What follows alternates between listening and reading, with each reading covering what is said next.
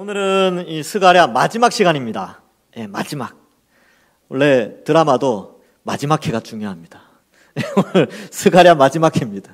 예, 잘 집중하셔서 이 선지서의 마지막은 어떻게 기록되어 있는가, 이걸 좀 아는 것도 참 은혜가 되지 않을까 생각을 해보게 됩니다. 그리고 읽다 보면은, 여러분, 우리가 성경 읽다 보면 어떠한 특정한 지식이 주입되지 않으면 이해할 수 없는 부분들이 많이 있습니다. 근데 오늘 읽은 말씀이 좀 그래요. 이 말씀은 좀 연구되지 않으면 우리가 이제 뭔가 유추하고 알아가는데 상당히 제한이 있는 그러한 구절이기도 합니다. 그래서 제가 이제 이 부분을 제가 먼저 이해하기 위해서 이제 연구를 했는데 참 은혜가 됐던 구절입니다. 그리고 여러분들에게 이 천국에 대한 그 아름다움을 꿈꾸게 만드는 그러한 구절이 아닐까. 그래서 제목도요, 완전한 세상을 꿈꾸며. 오늘 실제로 꿈꾸시면 안 됩니다. 눈 감고 꿈꾸지 말고 글을 보면서 이렇구나 라는 걸 이제 꿈꾸는 시간을 가지시면 되겠습니다. 여러분, 이 스가랴서는요, 바벨론에서 포로로 잡혀 있다가 돌아왔어요. 돌아왔는데 그때 이제 바벨론이 멸망하고 페르시아 때에 이 페르시아의 이제 고레스가 1차로 돌려보냈죠. 그 다음에 2차, 3차에서 막 이게 돌려보내게 되는데 2차 포로 귀환을 하고 또 그 당시에 스룹바벨과 뭐 요수아 이런 사람들이 막 성전을 지으려고 하는데 잘 안 됐습니다. 잘 안 되고 그냥 낙심해 있다가 하나님이 이래서는 안 되겠구나 해서 두 사람을 딱 세워요. 학개하고 스가랴를 딱 세워가지고 이 성전을 다시 짓도록 합니다. 여러분, 성전을 다시 짓는다는 개념은 뭐냐면 예배를 다시 회복시키는 겁니다. 그래서 예배를 다시 회복시키기 위해서 학개를 보내고 스가랴를 보내서 각자 이 메시지를 전달하게 하는데, 학개는 사실 그 역사적인 사건에 좀 집중을 해서 이제 역사를 좀 서술한다면, 스가랴에는 하나님이 특별히 이 성전을 지어서 어떠한 유다의 미래가 열려질 것인가에 대한 환상과 예언의 메시지들로 기록되어져 있습니다. 물론 학개서도 그렇게 되어 있지만 스가랴는 아주 풍성하게 그것을 기록하는 것이죠. 그래서 1장부터 쭉 보면 8개의 환상을 통하여서 이제 하나님 나라가 그리스도의 초림으로 말미암아 이룩되어질 하나님 나라가 어떤 모습인가를 환상을 통해서 보여주고요. 또 9장부터 가서는 그 예수 그리스도께서 메시아가 오셔서 어떠한 일이 벌어지는가에 대해서도 말씀해주고 있습니다. 그런데 그 예수 그리스도를 믿지 않는 자들은 안타깝게도 심판을 당하게 된다라는 내용도 이 스가랴에 기록되어져 있는 것이죠. 14장에 들어와서는 이제 완성될 하나님 나라의 기록을 영광스럽게 기록하고 있으며, 우리가 앞부분에서 보면 여호와께서 천하의 왕이 되신다. 이 지구의 왕이 하나님이 되시는 것이죠. 그리고 다시는 저주가 없는 세상, 평안하여 든든히 서가는 그러한 세상이 열릴 것을 말씀하게 됩니다. 그리고 악한 자는 이제 멸망을 당하는 것이죠. 어떻게 보면 이제 오늘 오전에 말씀드린 것과 메시지가 연결되어져 있어요. 그래서 우리 16절부터 한번 살펴보도록 하겠습니다. 예루살렘을 치러 왔던 이방 나라들, 나쁜 나라들이죠. 그런데 놀랍게 이 나라들 중에서 남은 자가 있대요. 남은 자. 이 남은 자는 하나님의 백성을 의미합니다. 그러니까 이방이 원래는 다 멸망해야 되는데 그 가운데서 하나님이 남은 자를 두신 거예요. 그 가운데서 하나님의 백성들을 삼으신 것이죠. 이제 그 사람들이 해마다 올라와서 그 왕 만군의 여호와께 경배하며 초막절을 지킨다, 이런 표현이 나오고 있습니다. 그래서 마지막 때가 되면은 유대인이라는 민족적 한계를 뛰어넘어서 하나님의 백성들이 유다나 이스라엘에게만 한정된 것이 아니라 모든 민족이 다 하나님의 백성으로서 남은 자가 존재할 것을 말씀해주고 있습니다. 여러분, 우리도 이방인이죠. 유대인들 손 들어보세요. 없죠. 우리가 이제 가끔, 나는 모태신앙이니까, 난 어릴 때부터 예수 믿었으니까 자신을 마치 유대인처럼 생각하시는 분들이 있는데, 우리는 이방인입니다. 우리 이방인이에요. 근데 이방인인 우리 민족 가운데 하나님이 남은 자를 두셨는데 그게 우리예요. 예수님 믿어서 하나님 백성 삼으신 우리가 바로 남은 자입니다. 그래서 이 남은 자들이 어떻게 되느냐면 초막절을 지키러 해마다 올라온다, 이런 표현이 되어 있는데, 초막절은 1년에 한 번씩 그 유대인의 음력 그 개념으로 7월 달에 올라오게 됩니다. 그래서 유대인의 3대 절기가 있죠. 기억나십니까? 첫 번째, 유월절, 그 다음에 칠칠절 혹은 오순절이라고도 합니다. 유월절은 이제 무교절과 함께 하지요. 그 다음에 두 번째 칠칠절과 오순절은 같은, 그런데 유월절 지나서 7, 7이 49, 49일 지난 그 다음에 오순절 혹은 뭐 칠칠절 이렇게 표현합니다. 그 다음에 세 번째가 바로 초막절입니다. 이 초막절, 그러니까 이 유월절, 칠칠절 혹은 오순절, 이 초막절에는 온 이스라엘이 예루살렘으로 올라와서 예배를 드리게 되는 것이지요. 그래서 이 초막절의 의미는 뭐냐 하면 이스라엘의 1년 행사 중 마지막 총동원 집회라는 거예요.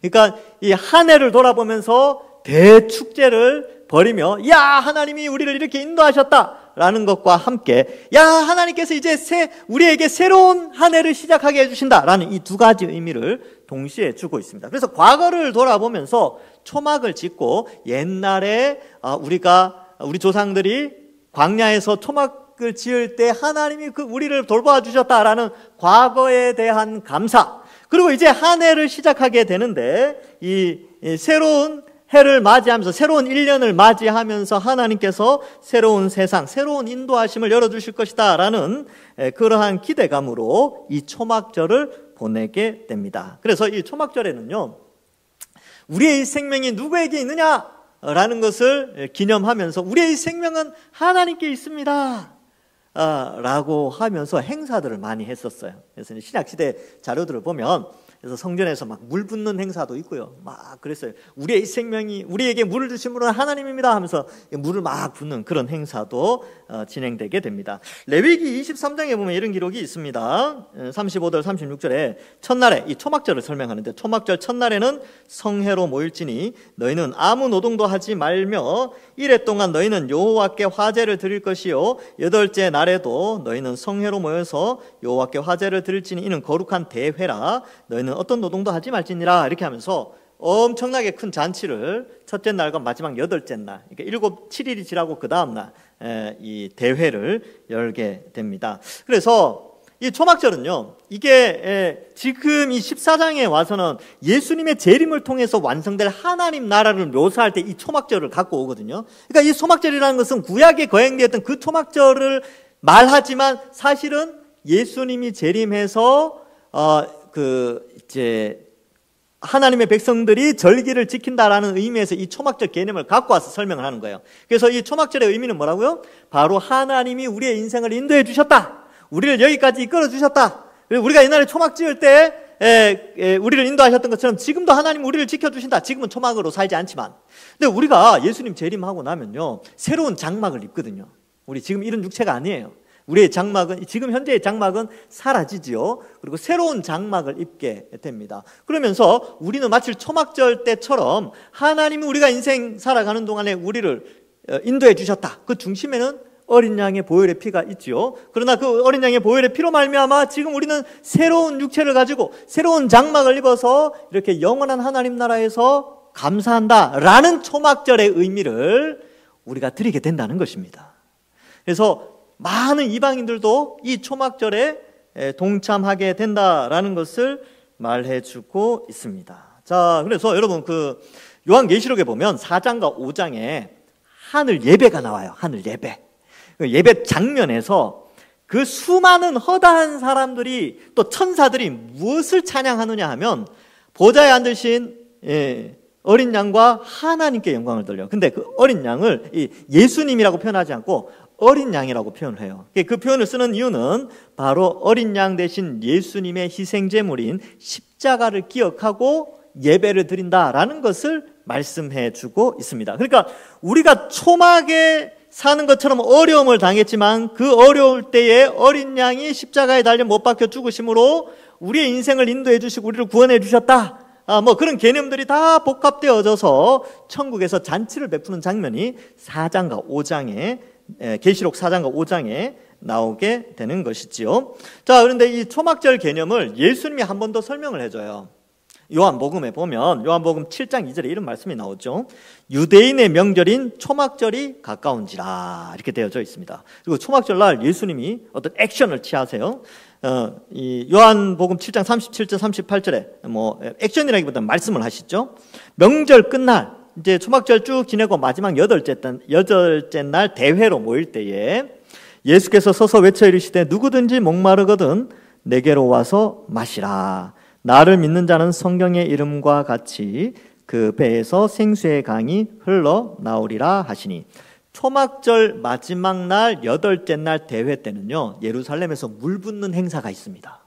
물을 막 부어요. 그래서 이 물은 하나님이 주신 것이다. 우리가 광야 초막에 있을 때도 하나님이 이 물을 우리에게 주셔서 우리가 생명을 유지했다라는 행사가 따로 있었대요. 근데 그 물 붓는데 옆에 가가지고 예수님 말씀하시는 거죠. 뭐라고요?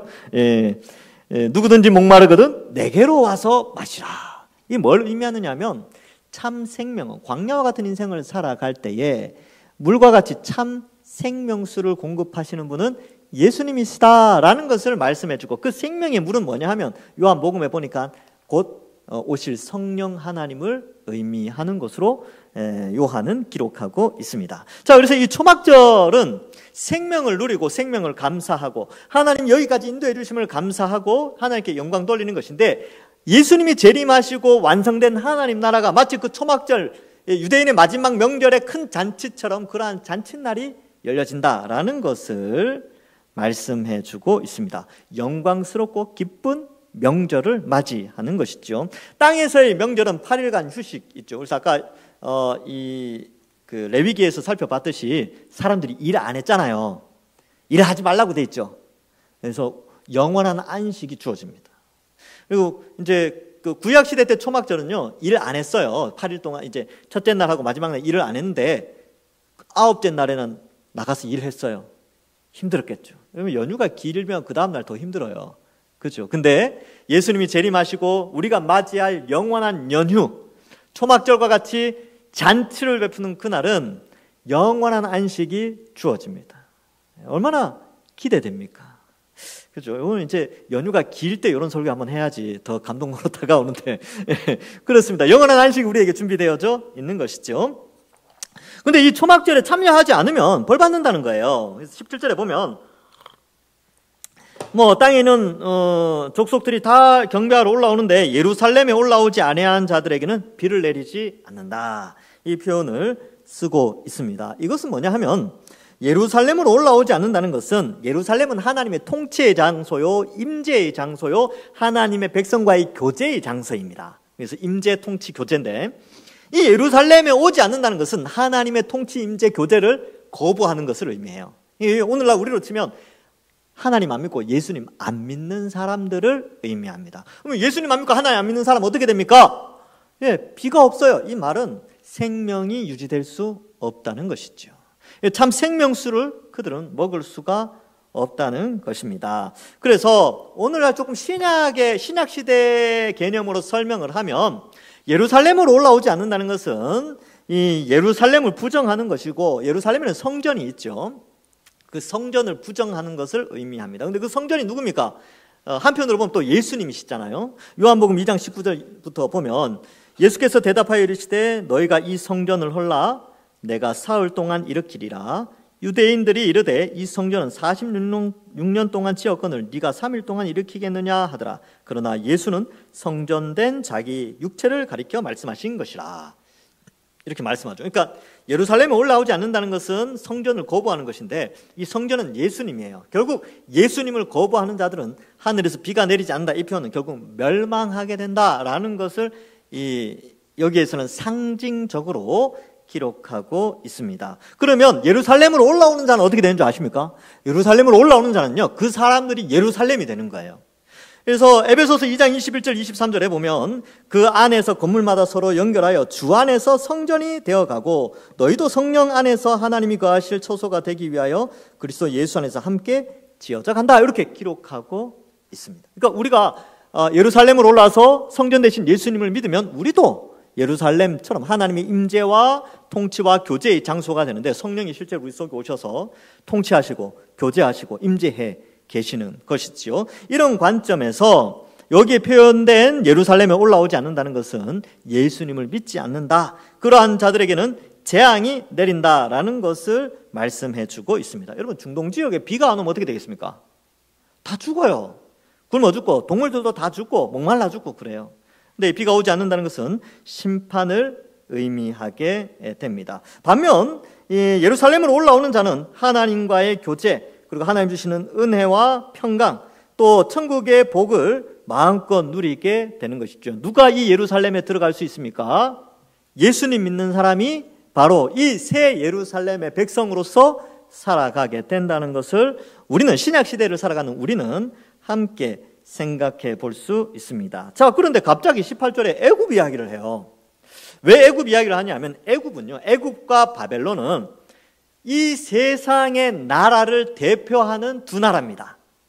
애굽, 바벨론. 그래서 애굽이 뭐 큰 힘을 발휘한다 그러면 이 세상의 어떤 문화나 정치 뭐 이런 것들이 막 힘을 발휘한다 이런 뜻이고, 바벨론이 뭐 어떻게 힘을 발휘한다 이런 뜻도 역시 이 세상 나라가 강해진다라는 것을 의미합니다. 그래서 이사야서나 구약의 선지서에 보면 주로 애굽의 멸망 혹은 애굽이 강성했다가 약화되는 것을 통하여서 이 세상 나라도 동일하게 그렇게 될 것이다 라는 것을 말해주고, 바벨론도 동일하게 그렇게 묘사되고요. 신약에 와서는 특별히 바벨론이라는 나라, 신약 시대 때는 바벨론이 없거든요. 그런 나라가 존재하지 않아요. 그런데 계속해서 이 바벨론이라는 용어를 쓰면서 세상 나라를 상징하는데, 여기에 나오는 애굽도 바벨론과 같이 세상 나라를 상징하고 있습니다. 그러면 여러분 여기 보면 애굽은 어떤 나라냐면 화려한 나라죠. 지금이야 이집트가 뭐 우리가 볼 때, 우리 이제 잘 사니까, 우리가 경제적으로 잘 사는 우리 입장에서 이집트 그러면 뭐 그렇게 안 부럽죠. 예, 뭐 이제 뭐 그 옛날 피라미드나 스핑크스 이런 거 정도는 저런 거 우리나라에도 저런 거 하나 있었으면 또 사람들 많이 오겠다 이런 생각은 들긴 하지만, 여러분 굳이 거기 가서 살라 그러면 살겠습니까? 안 살죠, 그죠? 근데 옛날에는 안 그랬어요. 옛날에 이집트는 정말로 풍요로운 발전한 고대 나라였습니다. 그러니까 선진국 중에 이 지중해 남쪽 부분에 있지만 선진국 중에 선진국이었어요. 근데 그 애굽조차도 아무리 화려한 나라라고 할지라도 하나님을 믿지 않으면 다 멸망을 당하게 된다. 그래서 여러분 이 세상 보십시오. 이 세상이 얼마나 화려합니까? 그리고 하나님 믿지 않는 자들 얼마나 멋있게 살아갑니까? 자유롭게, 마음대로. 주일날, 그리고 또 뭘 하고 또 이게 뭐 하나님 몰라도 얼마나 행복하게 사는 것 같아 보여요. 그죠? 근데 부러워할 거 하나도 없습니다. 부러워할 거 없어요. 다 그들은 하나님 나라에 들어갈 수가 없습니다. 그래서 우리는 이스라엘은 어땠습니까? 이스라엘은요, 하나님이 지키시고 돌봐 주셨지만 때로는 어려울 때도 많이 있었어요. 뭐 신명기 8장에 보면 그러잖아요. 2장 3절에 보면 뭐 줄이게도 하시고 피곤케도 하시고, 광야 길을 걸어가면서 막 힘들게도 하시고 막 그랬어요. 그런 가운데 약속의 땅에 들어가게 하셨단 말이죠. 그러니까 우리가 이 땅을 살아가면서 광야 세대들도 얼마든지 애굽이라는 나라로 돌아가고 싶은 마음이 있었겠죠. 부러워했겠죠.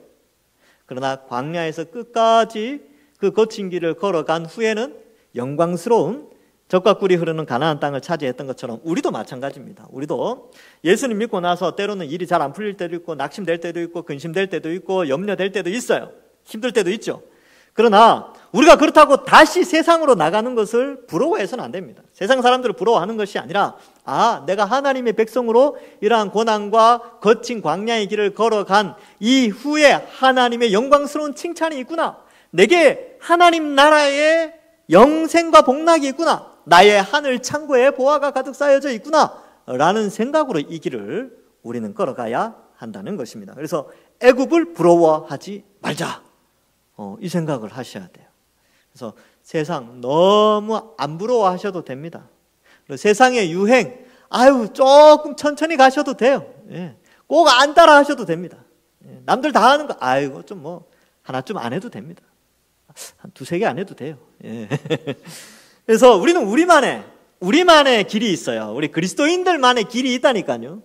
근데 이 길은 세상 사람들은 못 쫓아와요. 왜? 힘들고 지쳐 보이고. 애굽에 잘 살고 있는데 누가 광야로 나가려고 그러겠습니까? 그죠? 세상 사람들이 볼 때는. 그런데 우리는 이미 광야의 길에 들어서서 영원한 하나님 나라를 바라보기 때문에 뒤를 돌아봐서 애굽을 부러워할 필요 없고, 이 애굽은 결국 올라오지 아니할 때에 비 내림이 있지 않는다. 역시 하나님의 심판을 받게 되는 것이죠. 그래서 여호와께서 초막절을 지키러 올라오지 아니한 이방 나라들은 다 재앙이 그들에게 내려진다. 이 초막절에 동참할 수 없는 민족들, 즉 예수님 믿지 않는 자들은 재앙을 당한다라는 것이죠. 오늘 2부 예배 설교랑 거의 비슷하죠. 예, 성경은 계속 반복됩니다. 심판과 구원, 이 두 가지 메시지를 아주 다양하게 역사 속에서 기록하고 있습니다. 18절과 17절, 두 개는 반복적인 구절인데 이 반복을 통하여서 우리에게 강조하고 있습니다.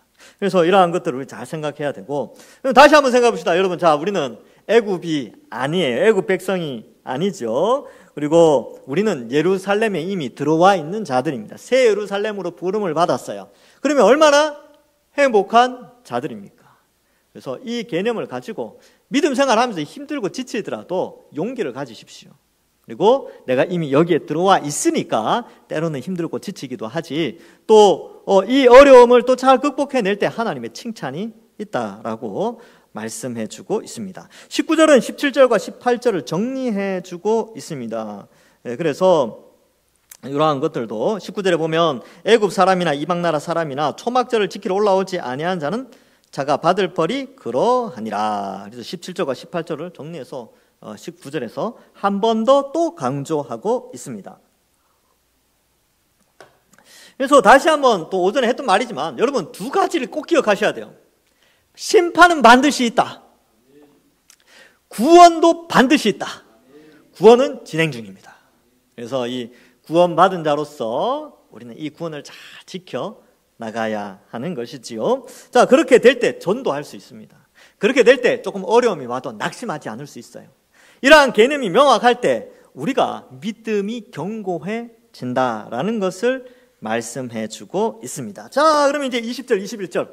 목사님 오늘 왜 이렇게 빨리 맞히십니까? 라고 하는데 20절, 21절이 좀 중요합니다. 20절 보시면 저는 이 20절의 은혜를 많이 받았어요.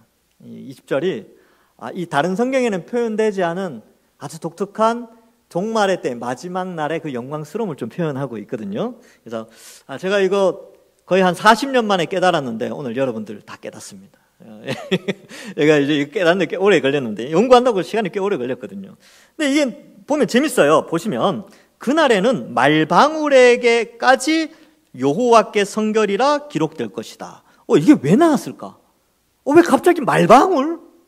말방울이 왜 나왔을까? 말방울이, 여러분, 말이 움직일 때 소리가 나도록 방울을 달아요. 소도 방울 달죠. 그래서 뭐 이렇게 저도 어릴 때 좀 기억이 있는데 소 외양간에 가면 이렇게 방울이 이게 이제 종이 달려 있어. 종이. 얘가 움직이면 딸랑딸랑 한다는 거예요. 그래서 그걸 보면서 저기 달려 있구나. 어떤 목적인지는 잘 모르겠지만 뭐 어떤 소유를 의미할 수도 있고 이동할 때 뭐 그런 소리가 나는 것이겠지만 말에게도 이런 방울이 달려 있다는 것이죠. 그래서 말이 움직일 때 못 보던 이제 이렇게 뒤에서 말이 움직이면 앞에 가는 사람이 모르잖아요. 뒤에 오는 말을. 근데 그 방울 소리를 듣고 돌아보면서 피할 수가 있단 말이죠. 뭐 이런 목적이 좀 있지 않았을까 이런 생각도 해보게 됩니다. 근데 이 말방울은 굉장히 천한 거예요. 이 말방울은 말이 이제 사람이 가꿀 때는 깔끔하지만 사실 동물이잖아요. 그래서 더러운 것에 이렇게 묻기도 하고 또 바깥에 노출되어 있기 때문에 방울이 그렇게 깨끗한 방울을 쓰지 않습니다. 말방울인데 이게 금 10돈이다. 뭐 이런 거 본 적 있습니까? 말한테 그걸 걸어 놓는다든지. 의미가 없는 거예요. 말방울은 거칠고 보잘것없고 그냥 소리만 나면 돼. 형편없는. 그러니까 이 사람 집 안에도 들어올 수 없는 이제 마구간에 있어야 되는 마구간에 있는 하나의 물품에 불과해요. 초라한 물건 있죠. 그런데 그 초라한 물건에도 마지막 때가 되어지면 여호와께 성결이라는 글자가 쓰여 있다는 거예요. 여호와께 성결이라 기록되어진다라고 표현되어져 있어요. 그럼 이 여호와께 성결이라는 용어가 왜 등장했느냐 하면 이게 중요한 의미가 있습니다. 여러분, 이 여호와께 성결이라는 글자가 새겨진 곳이 있어요. 어디에 새겨져 있느냐? 출애굽기 28장 36절에 보면 너는 또 순금으로 패를 만들어 도장을 새기는 법으로 그 위에 새기되 여호와께 성결이라 하고, 자, 조그만한 패에 여호와께 성결을 딱 써요. 그럼 그 패를 어디에 쓰느냐? 28장 38절 출애굽기 거기에 보면 이렇게 되어 있습니다. 이 패를 아론의 이마에 두어 그가 이스라엘 자손이 거룩하게 드리는 성물과 관련된 제책을 담당하게 하라. 그 패가 아론의 이마에 늘 있으므로 그 성물을 하나님께서 받으시게 되리라. 여러분, 여호와께 성결이라는 용어는 대제사장의 이마에만 있는 거예요. 이 용어가. 그러니까 이 용어, 이 글씨가 있는 곳은 대제사장의 이마였어요. 이마. 그러니까 이 글씨가 있는 곳은 굉장히 존귀하고 또 귀한 이 패예요. 이 패가. 근데 이 귀한 게 말방울에 쓰여진다니까요. 이게 뭘 의미하느냐 하면 하나님이 완성하실 나라, 즉 예수님의 재림으로 말미암아 세상에 아무리 천하게 보이는 그 모든 것들이 마치 대제사장의 이마에 있었던 그 패처럼 아주 거룩하고 존귀한 물건으로 바뀌어진다라는 것을 말씀해 주고 있습니다. 그래서 예수님의 재림으로 말미암아 이 온 세상의 모든 것이 정결하게 되고 하나님이 받으실 만하며 그 모든 것이 제의적, 즉 하나님께 드려지는 모든 거룩한 물건, 성물로 세워진다는 것을, 말방울조차 하나님 앞에 거룩한 성물로서 세워진다. 그러한 나라가 이제 우리에게 준비되어 있다는 겁니다. 얼마나 영광스러운 겁니까? 이게 정말 지저분해 보이는 그 말방울도 여호와께 성결. 그 말방울조차 이게 쓰여 있다면 다른 것들은 어떻겠습니까? 얼마나 더 거룩해지고 얼마나 더 영광스럽게 이 세상의 물건들이 사용되어질 것인가에 대해서 우리가 상상을 해볼 수 있게 되는 것입니다. 그래서 여기 말방울, 또 솥, 그 다음에 가난한 사람이 있지 않는다, 이 표현을 통해서 하나님 나라의 거룩의 완전성, 그 영광스러움을 나타내고 있는 것이죠.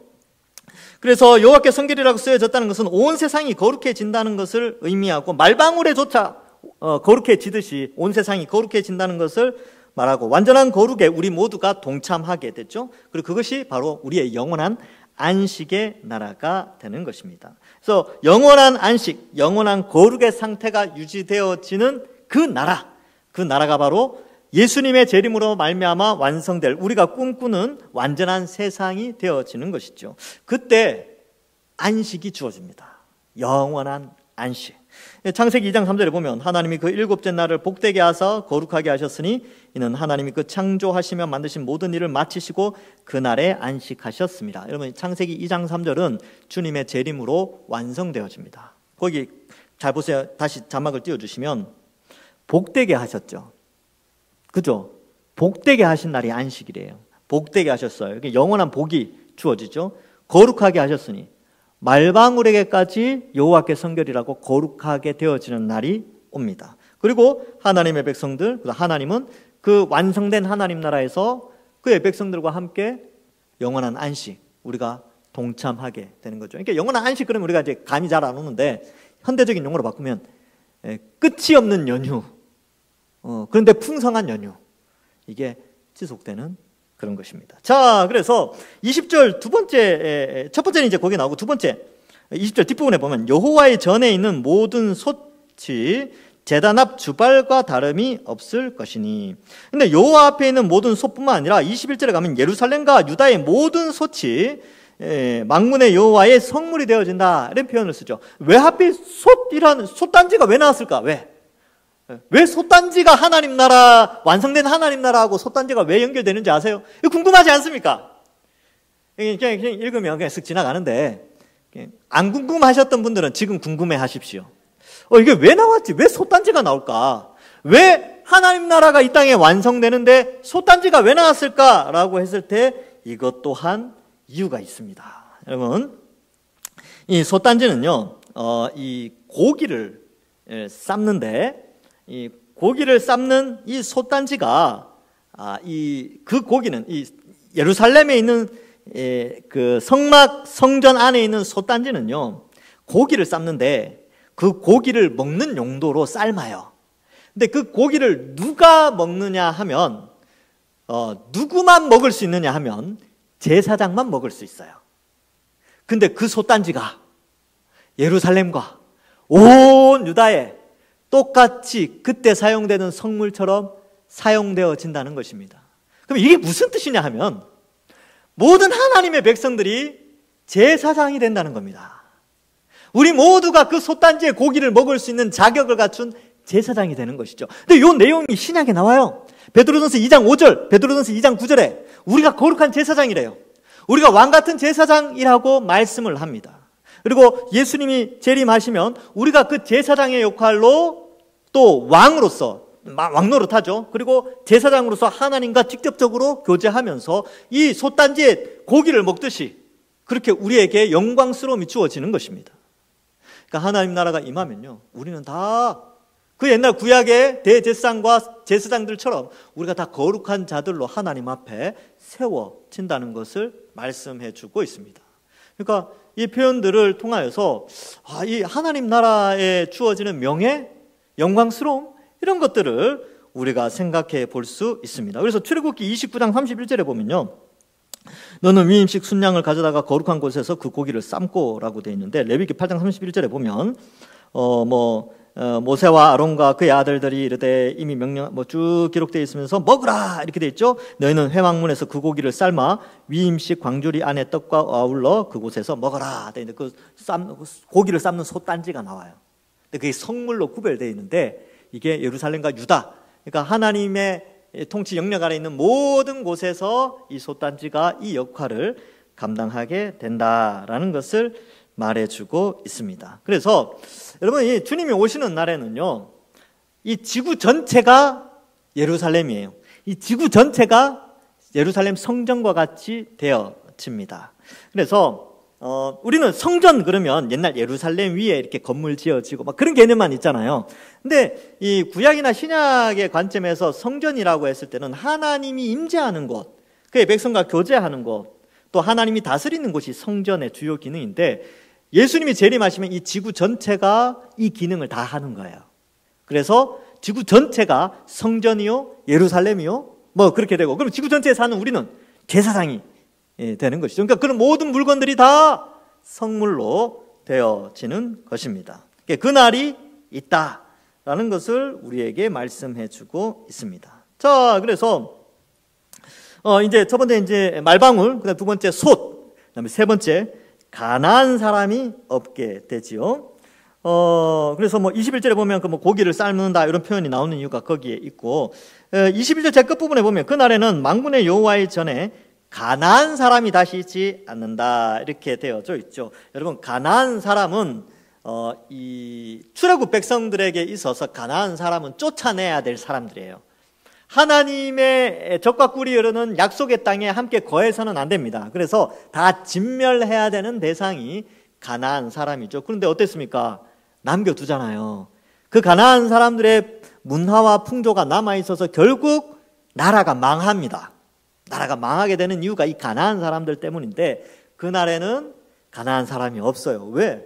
다 형벌을 받기 때문에 그렇습니다. 최후 심판을 받아 불못에 던져지기 때문에 그렇죠. 그래서 여기에는 가난한 사람이 없다라고 기록되어 있는데, 이사야에서는 조금 더 자세하게, 조금 더 멋지게 이렇게 좀 표현하고 있습니다. 이사야 35장 8절과 9절에는 거기에 대로가 있어 그 길을 거룩한 길이라 일컫는 바 되리니 깨끗하지 못한 자는 지나가지 못하겠고 오직 구속함을 입은 자들을 위하여 있게 될 것이라. 우매한 행위는 그 길로 다니지 못할 것이며 거기에는 사자가 없고 사나운 짐승이 그리로 올라가지 아니하므로 그것을 만나지 못하겠고 오직 구속함을 받은 자만 그리로 행할 것이라. 어떠한 하나님 나라가 임하여서 거룩한 길이 생기는데 거기에는요, 깨끗하지 않은 자는 못 가요. 그리고 우매한 행위는, 하나님을 믿지 않는 자들은 그곳에 다닐 수가 없습니다. 오직 구속함을 받은 자만 그 길로 다닐 수 있다라는 것이죠. 그러니까 가난한 사람들은 못 들어와요. 예수님을 믿지 않는 자들은 하나님 나라에 들어올 수가 없습니다. 계시록 21장 27절에도 이 내용이 기록되어져 있습니다. 무엇이든지 속된 것이나 가증한 일 또는 거짓말하는 자는 결코 그리로 들어가지 못하되 오직 어린 양의 생명책에 기록된 자들만이 들어가리라. 그래서 예수님이 재림하셔서 완성될 새하늘과 새 땅에는요, 예수님 믿는 사람만 들어갑니다. 안 믿는 사람들은 못 들어가죠. 우리는 어떻습니까? 이제 그 길이 준비되어져 있는 거죠. 우리에게 주어진 특권이 있다는 것입니다. 계시록 22장 15절에도 개들과 점술가들과 음행하는 자들과 살인하는 자들과 우상 숭배하는 자들과 및 거짓말을 좋아하며 지어내는 자는 다 그 성 밖에 있으리라. 그래서 예수님 믿지 않는 자들의 특징들을 잘 설명해 주고 있지요. 그들은 거룩한 곳에 들어올 수 없습니다. 왜? 예수님을 믿지 않으니까. 그러한 악한 삶을 살아가는 자들이기 때문에 그렇습니다. 여러분, 우리가 꿈꾸는, 우리가 바라보는 여러분들이 이 예수님 믿는 그 궁극적인 목적은요, 바로 이 새 하늘과 새 땅에 있습니다. 그곳은요, 바로 영원한 거룩과 성결이 있는 그러한 땅이라는 것이죠. 말씀을 맺습니다. 여러분, 오늘 오전에 이어서 하나님은 완성될 하나님 나라에 대해서 계속 우리에게 말씀해 주고 있습니다. 성경 곳곳에서 예수님의 재림을 통하여 완성될 하나님 나라의 영광과 또 그 축복과 그 거룩함, 그것을 통하여서 우리가 누리는 혜택을 곳곳에서 기록하면서 우리가 이 땅, 이 거친 세상을 살아가면서 그 소망 바라보면서 신앙생활을 하도록 우리를 격려하고 있습니다. 그렇기 때문에 인내하셔야 됩니다. 신앙생활은 그래서 쉽지 않습니다. 인내하셔야 돼요. 견디셔야 됩니다. 그래서 잘 견디는 자에게 이 영광스러운 축복이 주어지게 되고요. 예수님의 재림으로 말미암아 천국은 완성되어집니다. 그러나 한 가지 알 것은 예수님을 믿지 않는 자들에게는 영원한 심판이 있다는 것을 계속해서 강조하면서 그 심판이 있기 전에 우리가 또 전도할 의무도 우리에게 부여해 주고 있습니다. 오직 예수 그리스도의 십자가 형벌 대속의 복음을 믿고 회개하여 거룩한 백성과 자녀로서 삶을 살아가는 자들에게 주어지는 영원한 영광스러운 축복, 이것을 우리가 기억하면서 이번 한 주간 살아가실 때 때로는 힘들고 지치더라도, 어렵고 힘드시더라도 거친 인생의 길 하나님 의지하고, 또 여러분 50년 금방 갑니다. 그죠? 죄송합니다. 젊은 제가 이런 말씀을 드려서. 저도 들은 이야기예요. 돌아가신 할머니, 어머니한테 들은 이야기입니다. 인생 금방 지나간다. 금방 지나가는 인생 가운데 우리의 소망이 뭡니까? 완성될 완전한 세상을 꿈꾸며 이 소망 가지고 이번 한 주간도 세상 속에서 인내하시고 믿음으로 살아가시는 우리 모든 주의 백성들 되시길 주님의 이름으로 간절히 축원합니다. 기도하겠습니다. 하나님 아버지, 은혜를 감사합니다. 우리를 택하여 구원하여 주시고 영원한 천국 소망하며 그 천국 바라보면서 믿음 생활하게 하여 주시니 감사합니다. 때로는 예수님 믿고 신앙생활 하는 거 참 어렵고 힘듭니다.